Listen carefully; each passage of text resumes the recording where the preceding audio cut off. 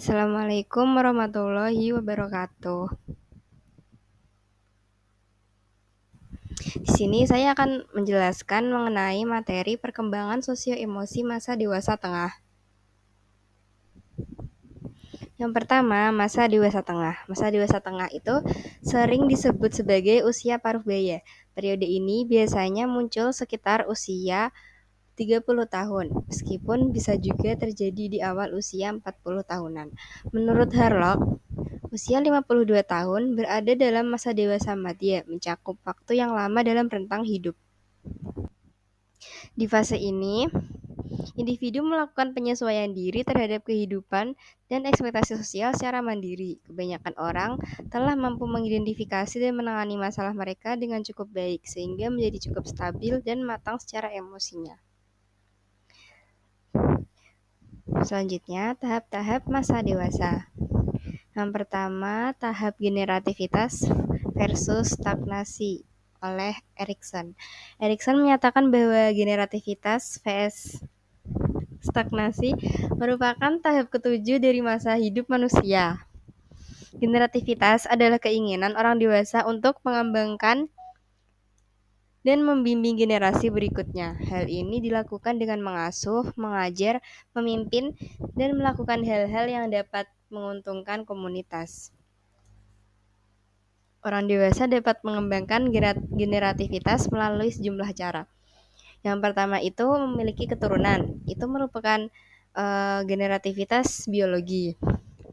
Yang kedua, mengasuh dan membimbing anak-anak.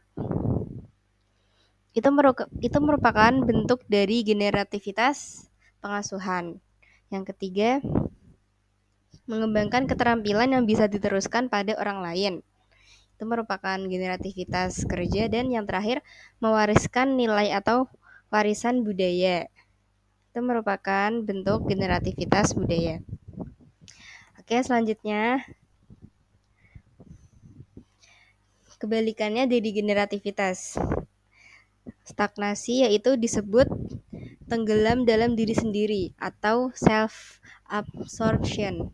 Akan terjadi jika individu merasa bahwa tidak ada apapun yang dapat dilakukan untuk generasi selanjutnya. Yang kedua itu tahap masa dewasa yang kedua ada masa kehidupan manusia oleh Levinson. Yang pertama, masa novice phase terjadi di akhir belasan tahun. Ini merupakan transisi dari ketergantungan menjadi kemandirian. Yang kedua, pada usia 28 sampai 33 tahun. Ini merupakan transisi penentuan lebih serius menyangkut tujuan hidup. Dan yang terakhir, usia 40 sampai 45 tahun. Ini merupakan transisi menuju dewasa menengah. Menurut Levinson ini, transisi menuju dewasa menengah berlangsung selama 5 tahun. Yang tadi usia 40 hingga 45 tahun. Menurut dia, pria dewasa untuk mengatasi 4 konflik utama yang telah ada dalam kehidupannya sejak remaja. Yang pertama, menjadi tua versus menjadi muda. Kedua, menjadi destruktif versus menjadi konstruktif. Yang ketiga, menjadi maskulin versus menjadi feminin. Yang keempat, menjadi dekat dengan orang lain versus menjadi jauh dari orang lain. Yang selanjutnya ada tahap variasi individual. Orang dewasa yang berada di usia parubaya akan menginterpretasikan, membentuk, mengubah, dan memberi makna pada kehidupannya.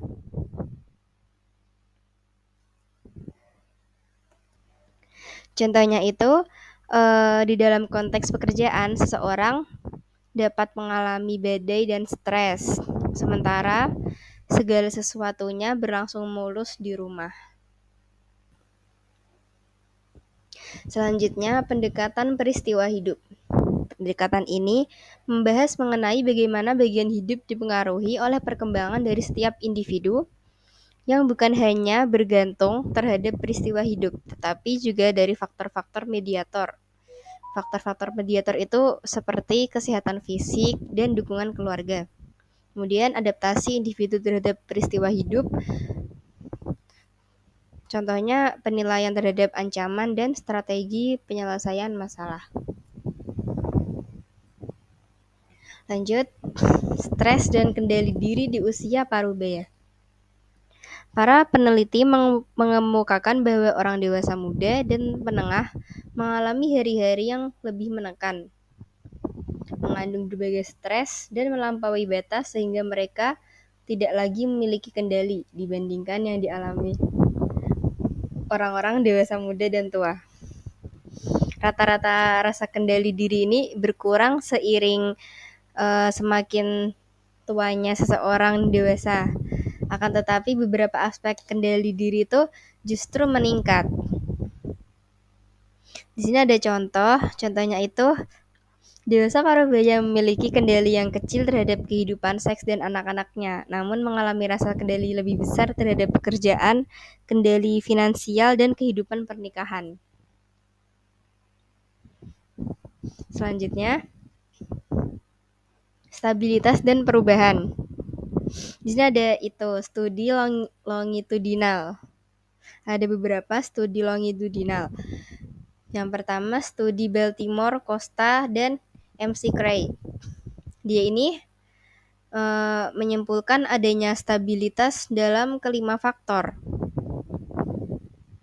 Kelima faktor itu terdiri dari keterbukaan terhadap pengalaman, sikap berhati-hati, extraversion, keramahan, dan stabilitas emosi.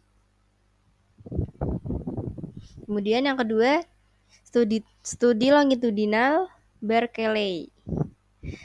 Terdapat beberapa karakteristik yang lebih stabil dibandingkan karakteristik lainnya. Maksudnya itu karakteristik yang paling stabil adalah karakteristik yang menyangkut sejauh mana individu memiliki orientasi intelektual, memiliki keyakinan diri, dan terbuka pada pengalaman baru. Kemudian karakteristik yang banyak berubah adalah karakteristik yang menyangkut sejauh mana individu memiliki sifat pengasuh atau memusuhi dan apakah mereka memiliki kendali diri atau tidak. Yang ketiga, studi Helson's Mill College. Dia ini menyimpulkan bahwa wanita dibedakan menjadi 3 berdasarkan orientasinya, yaitu keluarga, karir, ataupun bukan keduanya. Dan yang keempat, studi George Phelan. Dia ini mengkategorikan orang-orang yang berusia 75 sampai 80 tahun ke dalam bahagia, sehat, sedih, sakit, dan meninggal.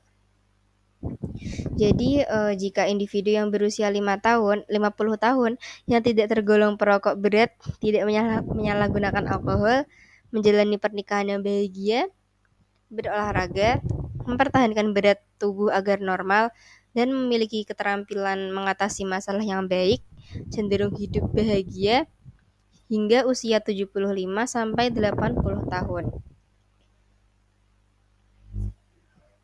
Selanjutnya, relasi akrab.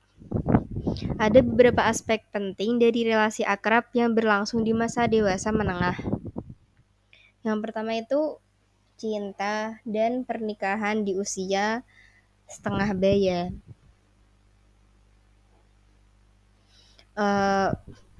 Cinta itu afektif meningkat di usia parubaya, khususnya pernikahan yang telah berlangsung selama bertahun-tahun. Mayoritas orang dewasa di usia pertengahan pernikahan mereka itu menyatakan bahwa pernikahan mereka itu baik atau sempurna. Yang kedua, kosongan dan pemenuhannya. Dibandingkan menurunkan kepuasan pernikahan seperti yang diperkirakan oleh banyak orang, tapi sindrom emptiness dapat meningkatkan kepuasan pernikahan pada kebanyakan orang tua. Jumlah orang dewasa muda yang kembali ke rumah dan hidup bersama dengan orang tuanya juga bertambah. Beberapa orang dewasa muda tidak meninggalkan rumah orang tua mereka hingga usia pertengahan atau akhir 20-an karena mereka nggak mampu menyokong kehidupan finansial mereka sendiri. Yang ketiga, relasi di antara saudara kandung atau dan persahabatan. Relasi di antara saudara kandung itu bakal terus berlangsung sepanjang hidup. Beberapa di antara mereka memiliki relasi yang dekat, sementara yang lain berjarak. Persahabatan terus berlanjut sebagai hal yang penting di usia parubaya. Yang keempat, peran kakek dan nenek. Terdapat peran-peran dan gaya-gaya kakek nenek yang berbeda. Biasanya nenek itu lebih meluangkan banyak waktu dengan para cucunya dibandingkan kakek. Ini yang terakhir, relasi antar generasi. Anggota keluarga biasanya menjaga kontak antar generasi. Para ibu dan anak perempuan memiliki relasi yang paling dekat, generasi parubaya, yang disebut dengan generasi sandwich atau terperas. Itu berperan penting dalam menjalin hubungan antar generasi. Terakhir, kesimpulannya, sifat kepribadian terus berubah selama tahun-tahun masa dewasa, bahkan hingga masa dewasa akhir. Perubahan sifat kepribadian terbesar itu berada di usia 20 tahun sampai 40 tahun. Maka di situ orang-orang itu menunjukkan stabilitas yang lebih besar dalam kepribadiannya ketika mencapai usia parubaya dibandingkan ketika mereka masih lebih muda. Secara umum, perubahan sifat kepribadian selama masa dewasa itu terjadi di dalam arah yang positif. Oke, sekian penjelasan yang dapat saya sampaikan. Mohon maaf jika ada salah. Terima kasih. Wassalamualaikum warahmatullahi wabarakatuh.